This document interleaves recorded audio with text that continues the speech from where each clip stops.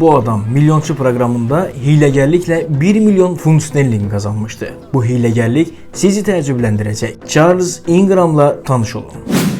Bu adam 7-ci suala çatana qədər demək olar ki, bütün kömək hüquqlarından istifadə etmişdi. Yenə də o 15-ci suala, yəni 1 milyon funt sterling dəyərində olan suala düzgün cavab verən azsaylı insanlardan biri idi.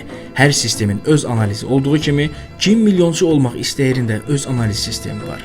Charles qələbənin sevincini yaşasa da, proqramın yaradıcıları artıq arxa planda araşdırmalara başlamışdılar. Bütün komanda, hətta bu işə cəlb olunan mühəndislər yarış proqramını təkrar izləməyə başladılar. Bu işdə bir fırıldaq olduğunu bilirdilər, amma sübut edə bilmirdilər. Onların gəldiyi nəticəyə əsasən Charles'ın yarışmada qalib gəlmə ehtimalı %3% belə deyildi. Belə bir yarışmada iştirakçının sualları yüksək səslə oxuması olduqca normal idi. Lakin Charles hər cavabı yüksək səslə oxuyur və hər cavabı ucadan təkrarlayırdı. İndi izləyəcəyiniz görüntülərə diqqətlə baxın. A1 or Craig David.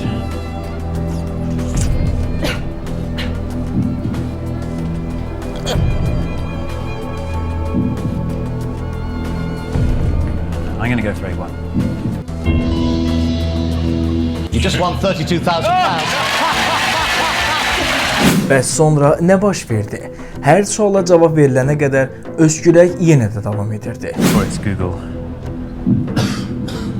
And there it is.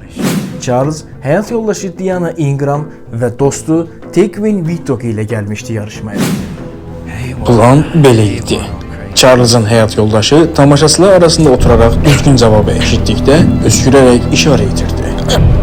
Charles bu siqnallara əsaslanaraq cavabları seçirdi. Şübhəli davranışlar sonradan diqqət çəkdi. Proqram yaradıcıları epizodu araşdırmağa başladı. Araşdırmadan sonra onların hiylə etdiyi sübuta yetirildi və Ingram ailəsi məhkəməyə verildi. Nəticədə hər üçü təqsirkar bilinərək şərti cəzalar və böyük məbləğdə cərimələr aldı. Videonu bəyəndinizsə kanala abunə olub videonu bəyənməyi unutmayın.